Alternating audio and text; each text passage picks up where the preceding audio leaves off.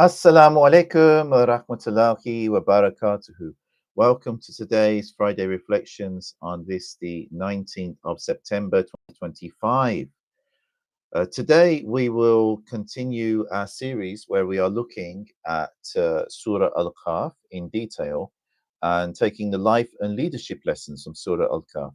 To do this, we'll be continuing with this guide by Professor Dr. Hassan Mohi-ud-Din Qadri. Last week, we were discussing verses 9 to 16. We were going through them in some depth. And so today, we're going to continue between verses 17 to 26, which is on page 23 of the book. Bismillahirrahmanirrahim.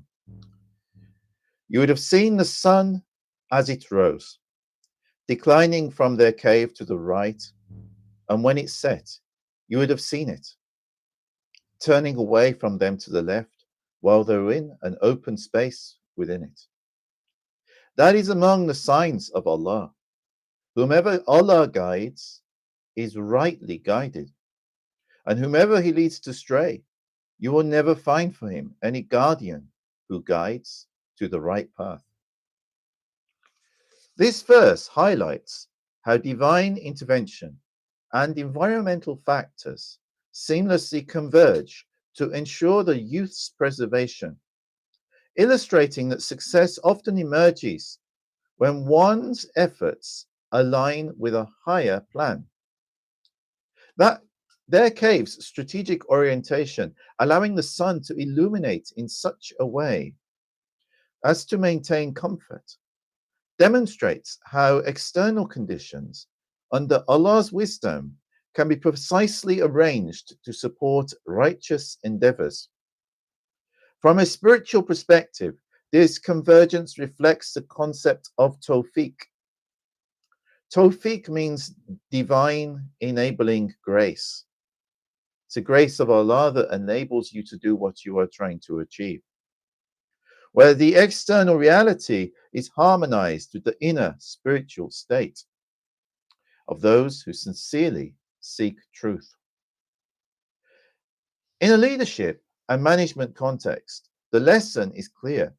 Strategic placement and thoughtful resource management, be they physical spaces or well-structured processes, play critical roles in achieving desired outcomes. Yet above all, it underscores the importance of recognizing that guidance and success ultimately stem from a transcendent source. The verse reminds us that divine alignment shapes both the individual and the environment, granting resilience, clarity, and purposeful direction in the face of challenges. Effective leaders, therefore, cultivate a humble awareness of the factors they can control while trusting in the greater orchestration that lies beyond human planning. And just to add to the Sheikh's guidance here, a few things that stand out to me. Firstly, in the verse itself, it mentions about signs of Allah in the second part of the verse.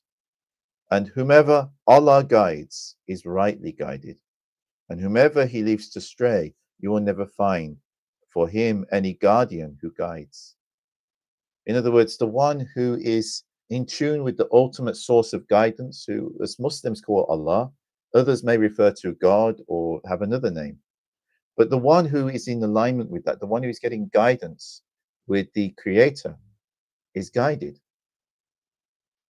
And if they are not being guided by the Creator, then what are they being guided by? They do not have guidance. You can also replace the word Creator with the word truth.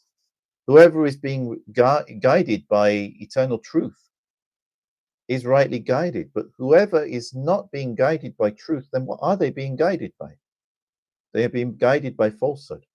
Now, this is important in both your spiritual life, in regards to your soul, in regards to where you will go when you pass on from this life, in what condition, what spiritual state your soul will be in.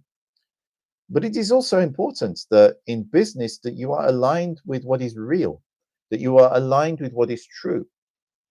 Because if you are aligned with that, if you're making your decisions based on truth, making your decisions based on things which are real, which are facts, then you're likely to have more success in what you're doing. But if you are basing your decisions on things which are not true, which are not factual, then this will not put you in a firm foundation. And so, whatever you do, if you don't build it on a firm foundation, you think of a house. If it has a firm foundation, it will stand. If it has no firm foundations, it will collapse.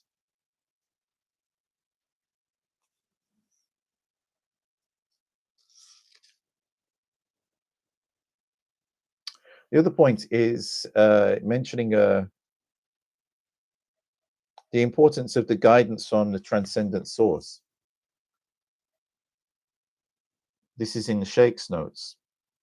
Some people think that because religious people always turn everything back to the Creator, back to Allah, that they are shirking from their own responsibility, not the Arabic word shirk, the English word shirk. It's like they are, not taking responsibility or not doing their best. This is not how a Muslim should understand this, nor any person of faith, to be honest. It is that ultimately we do recognize, firstly, that everything is coming from the Creator. This instills in us a certain degree of humility. So we not become over proud, over arrogant, or anything like that. But secondly, it's like then we do make the same sort of practical, strategic decisions that anybody should make, regardless whether they are a believer or not, whether they believe in the Creator or they have other beliefs, whether they're purely atheistic and secular, they have to make the same kind of, when it comes to business, when it comes to doing things in a leadership situation, they have to make sensible decisions that are strategic, that are based on facts, that are based on resources. It doesn't mean that we avoid that, but what it does mean is that ultimately we recognize that the success comes from a transcendent source, because you can make all of the right decisions and sometimes still not, you can still fail in what you're aiming to achieve. But on the other hand, sometimes you can make some slight minor errors, but generally you make a good platform in what you're doing, and you can be successful. Obviously, we should try to avoid those errors, but this is the understanding that ultimately the success does come from a transcendent source. Or you could have exactly the same layout as someone else, and their business succeeds and yours doesn't, or vice versa, even though you both actually invested in the right way. When that happens, then you can only say, well, this is from Allah. But that does not mean that we don't do that. We don't go through that process, because if you don't take the sensible path of ensuring, as the Sheikh is highlighting here, the cave had a certain environmental factors. It was placed in such a situation that would enable their preservation. They obviously made a decision when they went to this cave. They didn't just go to any cave, they would have chosen one. And, making that strategic decision, this is something that we must do. We mustn't avoid that, because otherwise, what chance of success will you have if you're making stupid decisions? But at the same time, it's then it's like it's exactly the same principle that the Prophet ﷺ highlighted with a very simple example of tying your camel. When someone asked him about the camel, well, it's up to Allah whether it stays or it runs away, and he says, no, you tie your camel, but then you trust Allah. So yeah, you tie your camel.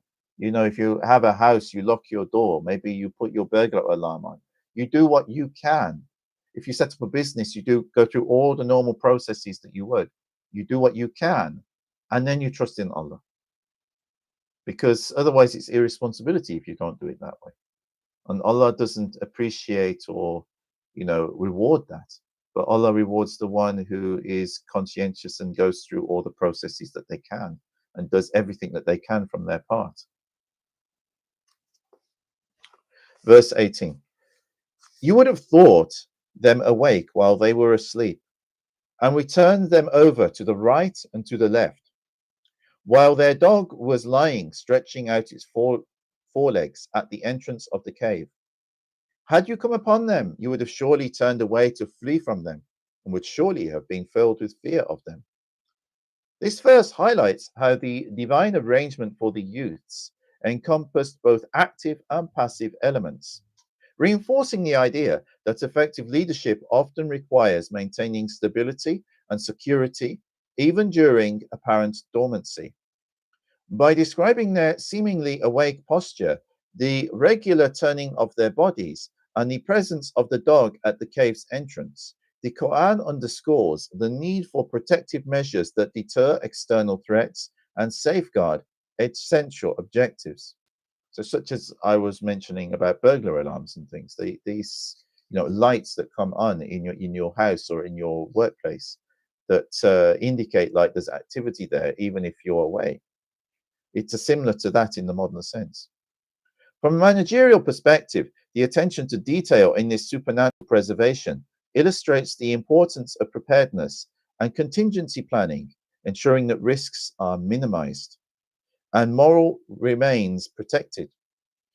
Even when overt action is not occurring, the depiction of the dog stretching its forelimbs in a vigilant manner symbolizes the value of tangible safeguards that discourage intrusion or interference.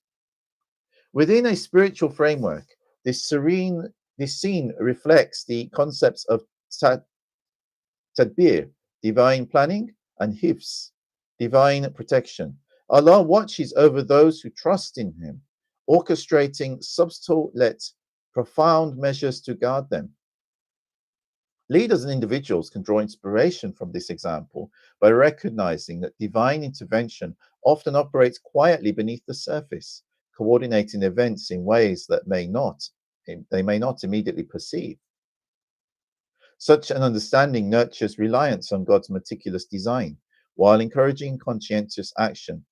This balance of active and passive strategies, uh, trusting in divine grace while diligently fulfilling one's responsibilities, serves as a guiding principle for anyone seeking to navigate life's challenges with wisdom and foresight. So yeah, it's a combination of, on the one hand, you have the active side, and you also have to have a passive side in the background. So you might have your active strategy in the business where you are doing whatever your business is doing, the obvious side of things. You might employ a security guard, a very active person who's on your premises.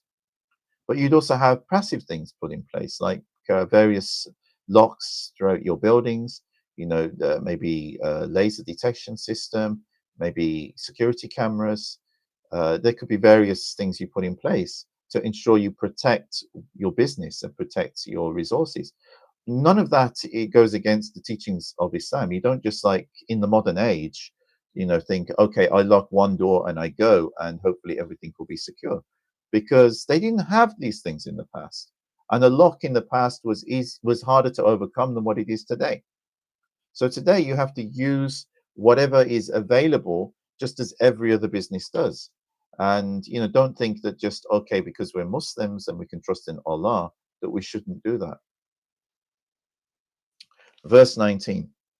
Even so, we raised them from sleep, that they might question one another. One of them said, "How long have you stayed here?" Some replied, "We have stayed a day or a part of a day." They said to one another, "Your Lord knows best how long you have stayed. Send one of you to the town with the money of yours. Let them observe which of them has the purest food, and bring some provisions from there. Let him be polite and careful, and by no means make anyone aware of you." A leadership revival often begins with introspection and collective dialogue, exemplified by the youth's awakening from their prolonged sleep. Their immediate curiosity about the passage of time reveals not only the transformative aspect of spiritual dormancy, but also the need to reorientate themselves within the divine timeline.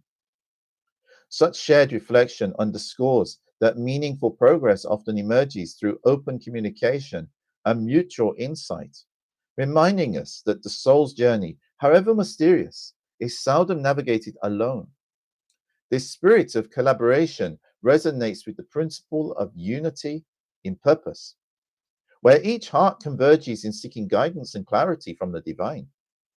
By selecting one among them to procure provisions, they demonstrate a crucial balance between practical prudence and reliance on Allah's plan, tawakkul. While they trust in divine facilitation, they also recognize the necessity of careful strategy, directing their companion to be discreet and observant.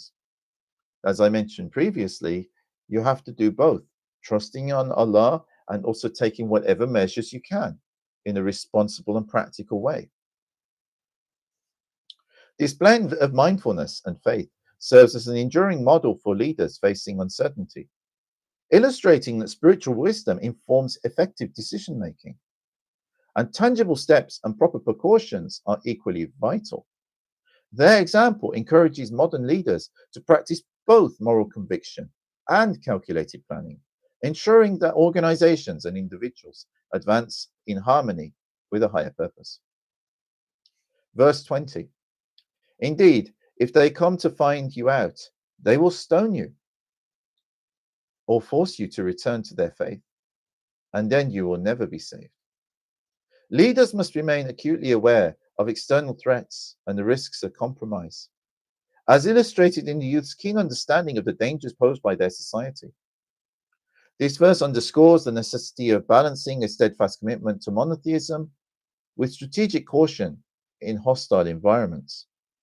Their awareness of the potential consequences of being stoned to death or coerced back into disbelief reveals their deep understanding of the stakes involved in upholding their faith. In spiritual tradition, this vigilance parallels the practice of guarding the purity of the heart, taqwa, against the corrupting influences of external forces. It reminds us that the heart, like a mission, must be protected with care and insight, allowing spiritual resilience to flourish even in the face of adversity. The youth's strategic approach, rooted in foresight and unwavering adherence to their values, exemplifies the essence of crisis management. Modern leaders can draw inspiration from this example by recognizing that true leadership is not only about defending core principles, but also about embodying wisdom and clarity in navigating challenges. Such leadership acts as both a shield against external pressures and a beacon of guidance, ensuring that the individual and collective missions remain aligned with higher truths. So, there's a vigilance in both aspects, a vigilance in the guarding of the heart of our beliefs, and also a vigilance in what you need to practically be mindful of, including the safety of yourself, including the safety of your community. And this is what is highlighted in this verse. Verse 21. So in this way, we brought them to people's attention so that they might know that Allah's promise of resurrection is true. And as for the last hour, there is no doubt about it. As they, the townspeople, were disputing among themselves in this matter, they said, construct a building over them. Their Lord knows best about them. Those who prevailed in their matter said, we shall build a mosque over them. Their emergence became a pivotal moment for their community, transforming their story into a powerful testimony of Allah's truth and the reality of resurrection. By bringing the youths to a public attention, Allah reinforced the message that His promises are unwavering and that the last hour is beyond doubt.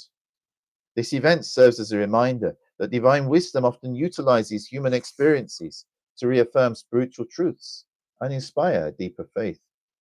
From a spiritual perspective, this moment reflects the transformative impact of narratives in awakening hearts to spiritual realities. The discovery of the youths transcended their immediate context, becoming a sign for all times, a call to reflect on the eternal and the unseen. And interestingly, in this case, not only for one faith, it wasn't just for the Christians, but also for the Muslims. It was for two different faiths, and they were originally assigned for the Christian communities. However, the subsequent disputes among the people about how to honor their memory highlights a common human tendency, focusing on external symbols and debates rather than grasping the profound lessons of the event. For modern leaders, this serves as a reminder to harness the power of storytelling, not for mere spectacle, but to convey enduring values and inspire purposeful action. Storytelling is an important thing. If you think about it, ever since the campfire, I mean, this is why on Monday, if those of you who saw it would have noticed that I referred to the story of Pinocchio. Now, Pinocchio is not a story that Muslims would normally associate with Islam. Indeed, it wasn't written by a Muslim, as far as we know. Collodi wasn't a Muslim.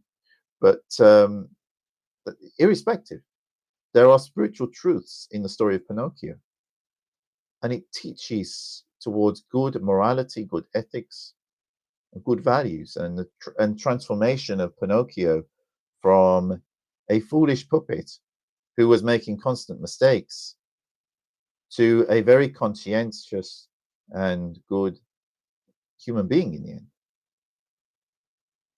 And his transformation from puppet to human being, which is an allegory for all of us, because we're not truly human by default. It's how we behave. We behave less than that, and we end up doing great harm to those around us. We're not living up to what being human is truly about, and to a true potential. So storytelling is really important, and often you can convey profound truths through stories in ways which they resonate, which you can't do through any other form of teaching.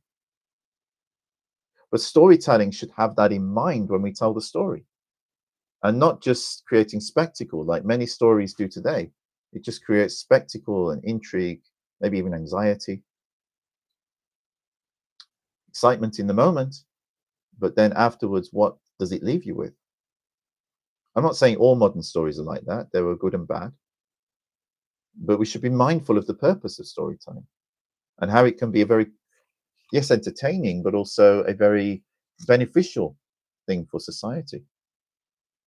Effective leadership involves rising above distractions and using narratives to guide others towards clarity, shared understanding, and alignment with higher truths. In doing so, leaders not only preserve the essence of their message, but also strengthen collective confidence in the greater mission.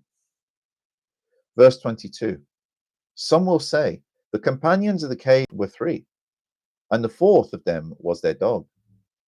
And others will say, they were five, and the sixth of them was their dog.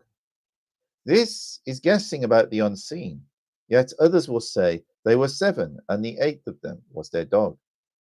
Say, my Lord knows best the number, and none knows them except a few. So do not dispute concerning them with a clear argument, and do not question any of them about them. This verse reminds leaders to avoid debates that distract from meaningful objectives.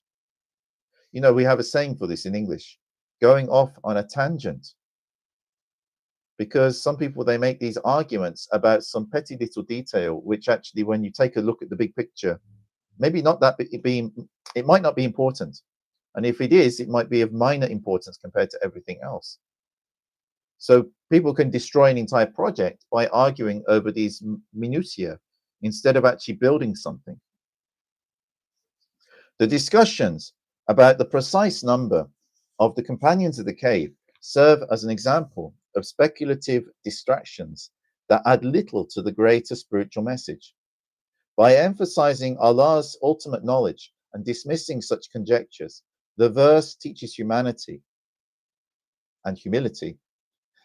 It says here, the verse teaches humility and underscores the necessity of focusing on higher purposes rather than irrelevant details.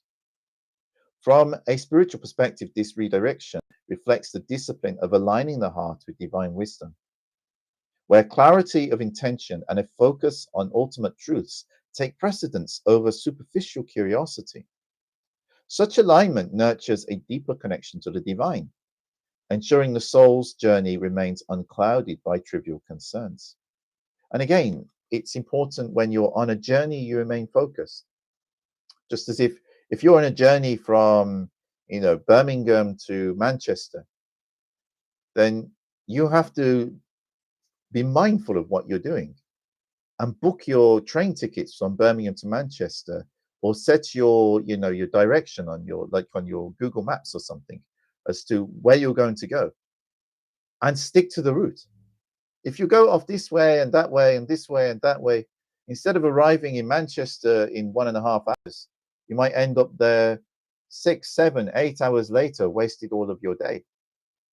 Maybe you won't end up there at all. And this is even more true when we're not talking about Birmingham to Manchester, but maybe Birmingham to Bangalore. We have to maintain focus when we're on a journey. A journey can be a journey that's along the road, but also having a business. It has a mission, it has a purpose. This is also a journey, the journey of the business. If you look at Apple back in the 1980s compared to Apple in 2025, the company has gone on a journey. Same with the spiritual journey, which is, even we use the words we use to describe it. Sharia, Hakika, Marifa, Tariqa. All of these are talking about roads and a journey. It's not a physical one, but it is a metaphysical road. And when you're on that journey, you have to maintain focus and not get distracted with irrelevant stuff. Otherwise, you may never reach your destination. From a spiritual perspective, this redirection reflects the discipline of aligning the heart with divine wisdom, where clarity of intention and focus on ultimate truths take precedence over superficial curiosity. Such alignment nurtures a deeper connection to the divine, ensuring the soul's journey remains unclouded by trivial concerns. For leaders, this verse highlights the importance of maintaining strategic focus and avoiding unnecessary disputes that distract from collective progress. Effective leadership involves identifying what truly matters. So that's also a process. Identify first. You have maybe like an exercise amongst your team, and you identify what's important. And you put that on the agenda, and you put that in your mission, and you put that in your aims and objectives. Fostering meaningful dialogue. This comes about through that meaningful dialogue. So you have to respect everybody on your team, regardless whether the person is the CEO or whether the person is just, maybe the person who's in charge of policy or development. You still have to respect all of the team. Or even if they're the workers on the factory floor, sometimes it's worth listening to them too. Maybe they have something that they know that you don't. Their job might only be a simple one, but not listening to them could actually do harm to your company, could damage the efficiency of your business, or even you might cause you to miss something, like maybe there was a leak in the factory. And if you didn't notice that, a few months later, a pipe bursts or something, and it destroys a huge amount of your product. Whereas if you listen to these people and take them into account, that can actually be solved very easily and save the company a lot of money and increase profits. Fostering meaningful dialogue is really important. And it comes through that respect for everybody and guiding others towards enduring truths. By prioritizing the essential over the inconsequential, leaders inspire clarity, unity, and a shared sense of purpose that transcends distractions of mundane debates. Verses 23 to 24. And do not say about anything, I will surely do it tomorrow, except if you add, if Allah wills. And remember your Lord when you forget. And say, perhaps my Lord will guide me to what is closer to right conduct than this. So sometimes, that's a very important point in that last slide. Sometimes we may think we're on the right lines, but never forget that you're human, I'm human, we're all human. There's always room for improvement. When you have humility, you can accept that. If you don't have humility and you think you're right and you're not listening to others, you can again miss something which is important. These verses underscore the importance of planning with humility and a deep sense of reliance on Allah's will, encapsulated in the practice of saying, Insha'Allah, if Allah wills. They serve as a powerful reminder of the limitations of human agency and the necessity of aligning intentions and actions with divine wisdom. By recognizing that the future is ultimately in Allah's hands, leaders are encouraged to cultivate flexibility, adaptability, and readiness to recalibrate their efforts as the circumstances evolve. From a spiritual perspective, this teaching reflects the principle of tawakkul, trust in Allah, where the heart surrenders the flow of divine decree, where the heart surrenders to the flow of divine decree when remaining active, engaging in mindful effect. So whatever's happening, you're always remembering Allah in what you're doing. You're remembering that everything is going to run its course according to what Allah wills. But you make sure you do your part. And then you trust in Allah. This balance of human initiative and reliance on the divine guidance fosters clarity and resilience, qualities essential for navigating uncertainty. For leaders in modern contexts, these verses highlight the true success results from integrating humility into decision-making processes, constantly seeking divine guidance and remaining open to adjustments, such as the things that I raised. Remembering Allah, particularly in moments of oversight or forgetfulness, grounds leadership in higher purpose, ensuring that plans and actions resonate with ethical principles and spiritual depth. By harmonizing their strategies with Allah's will, leaders can create sustainable progress that aligns with both worldly and external objectives. Verse 25. They remained in their cave for 300 years, adding 9 more to that number. An interesting note here is it says it may be 300 years according to the Gregorian calendar, which equals 309 years according to the Islamic lunar calendar. That's the case. That's really interesting that that is actually in the Quran. The awareness of both the solar and lunar calendars. Of course, Allah is totally aware of solar and lunar calendars. But a lot of people find it difficult to calculate these things, and they don't have that awareness. The extended duration of the youth's stay in the cave, measured in both solar and lunar years, underscores Allah's absolute authority over time and the limitations of human comprehension. This remarkable period serves as a reminder that divine planning transcends human timelines, inviting us to reflect on the vastness of Allah's wisdom and the relativity of worldly measures. For leaders, this verse imparts a critical importance of adopting long-term perspective, understanding that true outcomes often unfold beyond the immediate horizon. From a spiritual perspective, this prolonged interval highlights the virtues of sabr, patience, and tawakkul, trust in divine timing. The youth's story exemplifies how time, even in its stillness, becomes an instrument of growth and preservation under Allah's care. It reminds us that the journey itself is sacred, and the waiting period often serves as a time for unseen preparation and divine alignment. For modern leaders, the lesson lies in trusting in the process and cultivating patience in the face of uncertainty. By aligning their vision with the eternal rhythms of divine wisdom, leaders can foster resilience and clarity, ensuring their efforts are both meaningful and enduring. This verse encourages balance between action and surrender, teaching that true leadership lies in harmonizing human initiative with trust in the unfolding of Allah's greater plan. Verse 26. Say, Allah knows best how long they stayed. To him belongs the unseen of the heavens and the earth. How wonderful his seeing, and how wonderful his hearing. They have no guardian besides him, and he does not make anyone a partner in his judgment. This verse serves as a profound reminder of Allah's absolute authority, omniscience, and governance over all of creation, declaring his unmatched ability to see, hear, and judge every matter. By stating that no guardian or partner exists besides Allah, it reinforces the idea that ultimate reliance and trust must always be placed in Him and Him alone.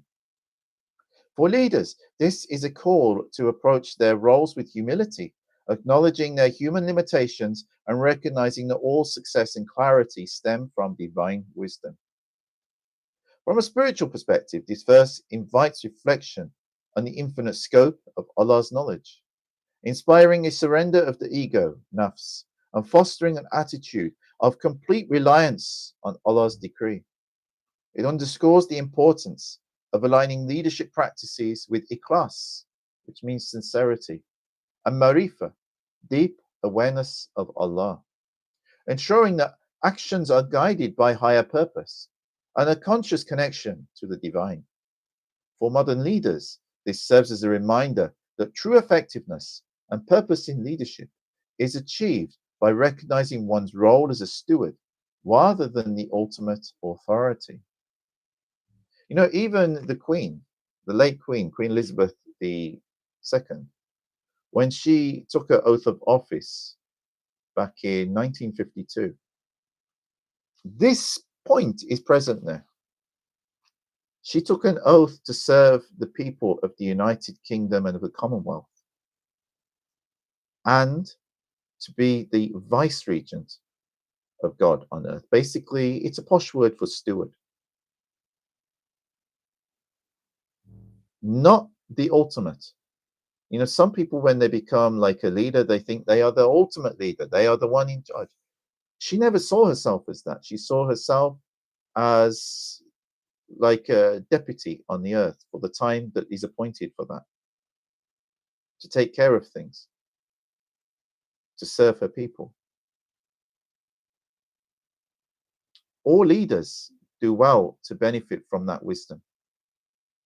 Whoever we are just sitting, like I'm sitting in this chair at this moment. I don't mean this literal chair, but in this role where I'm conveying this wisdom and knowledge by the grace of Allah to whoever is listening. I will be in this chair, I don't know how many years. And after me, inshallah, there'll be someone else to be sitting in this chair and doing similar things. It's just a role.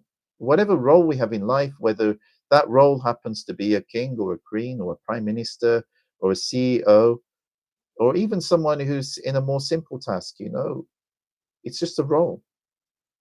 And whichever roles we have in life, we should do our best to perform them to the best of our ability.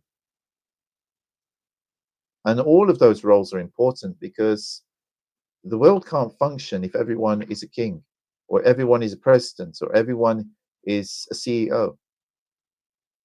Everyone is important in the chain of command. And this is why it's also important that leaders are humble and that they also listen to those who are under them in the hierarchy of the organization or of the company or of the country. Because, like I said earlier, they might see things, they may know things that those at the top may not be able to see or may have missed.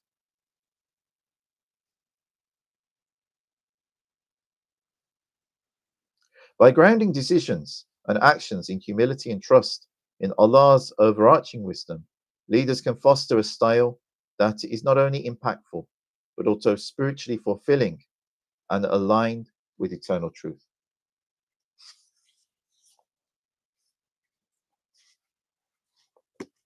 Again, for anyone who's interested, this is the book Life and Leadership Lessons from Surah al-Kahf by Professor Dr. Hassan Mohi-ud-Din Qadri.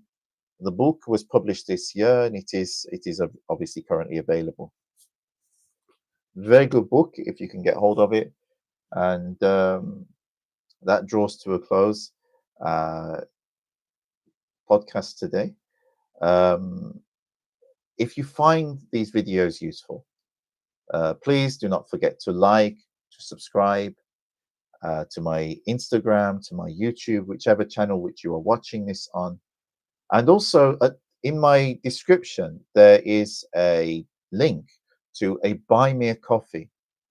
If any of you can actually sponsor that and support it, maybe £5 a month, which is just the equivalent of a cup of coffee, but actually, you go to some of these shops now, it's actually more than £5 a month just to buy a cup of coffee.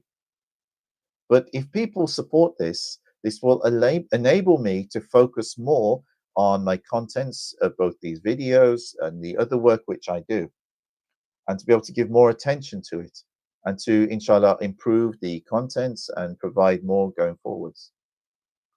So if you are able to do that and you're enjoying these videos, then please do so. My aim is to keep these videos free and freely available so that everyone can benefit from them. And this is a service that I am providing to Allah, for Allah, to the communities. So please, if you can support that, then I would appreciate that, and it will help me to do my work. And you will get great barakah for doing so. May Allah bless you all, and I wish you all have a wonderful evening and a wonderful weekend that we are coming into now. Until next time, Assalamu alaikum wa rahmatullahi wa barakatuhu. May the peace and blessings of God be with you all.